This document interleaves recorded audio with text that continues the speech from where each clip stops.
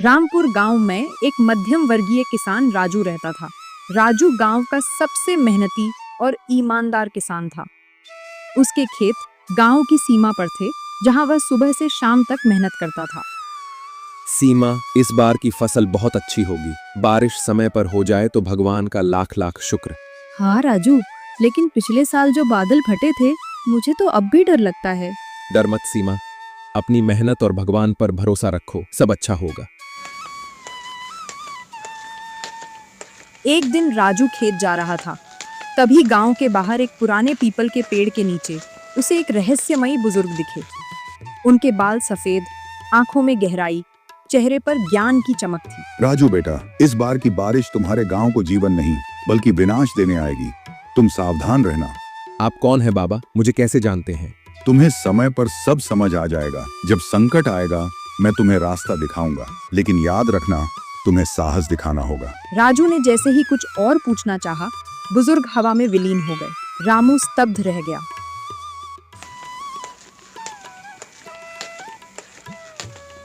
उसने घर आकर सारी बात सीमा को बताई।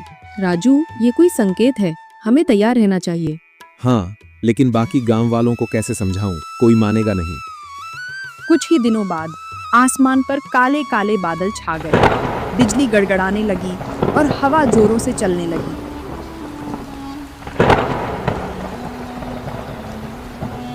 7 दिनों तक लगातार मूसलाधार बारिश होती रही। नदी उफान पर आ गई। गांव के लोग भयभीत हो गए। खेत जलमग्न हो गए, मवेशी बहने लगे और मिट्टी के घरों की दीवारें गिरने लगीं। राजू, घर में पानी भर रहा है, बच्चों को लेकर ऊपर स्कूल में चलो।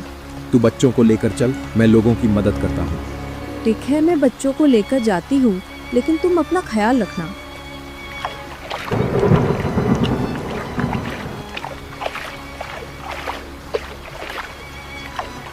गांव के लोग ऊंचे स्थानों जैसे स्कूल, मंदिर की छत पर शरण लेने लगे।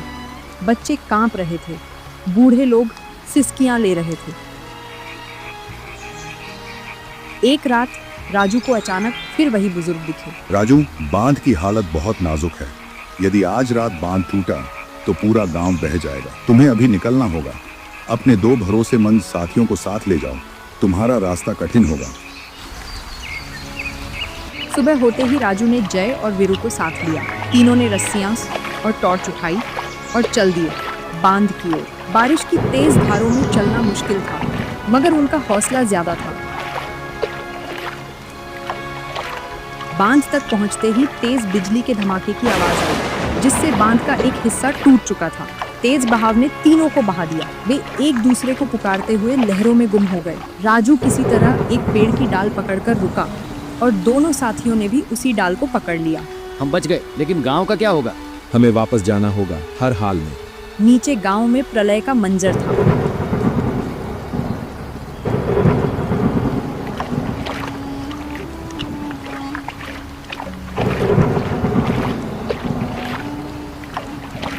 रामू जैसे तैसे गांव पहुंचा। गांव जलमग्न था।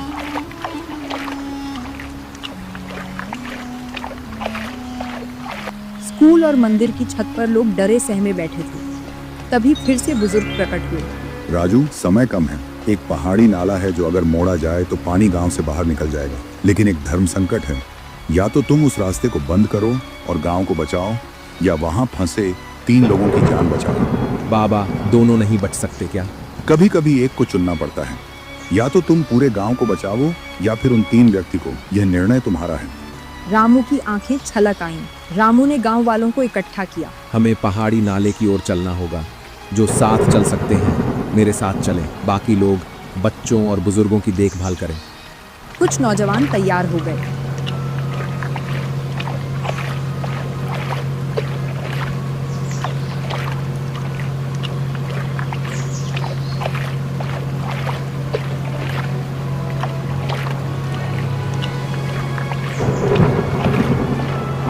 वे सबने मिलकर पेड़ों और पत्थरों से बांध बनाना शुरू किया। बीच में राजू अकेले नाले के पास वाले घर की ओर दौड़ा, जहां 3 लोग फंसे थे, और एक एक करके तीनों को निकाला। इसके बाद वह फिर से उस रास्ते को बंद करने के काम में लग गया। कई घंटों की मेहनत के बाद आखिरकार पानी दूसरी ओर मुड़ गया और गांव बच गया। अगली सुबह गांव वालों ने देखा, पानी उतर रहा था, कुछ छतें बची थीं, लोग सुरक्षित थे। राजू थक कर गिर पड़ा। तभी एक बार फिर वही बुजुर्ग प्रकट हुए। राजू, तुमने साहस, विवेक और दया को एक साथ निभाया। अब मेरा काम पूरा हुआ। बाबा, आप कौन हैं? मैं वो हूँ जो जरूरत पड़ने पर आता हूँ और फिर चला जाता है, लेकिन याद रखो, सच्ची शक्ति तुम्हारे भीतर है। ये कहकर वे हवा में विलीन हो गए। राजू, क्या तुमसे कोई बात कर रहा था? हाँ, लेकिन वो सिर्फ मुझे दिखते हैं। शायद भगवान ने हमें बचाने के लिए भेजा था।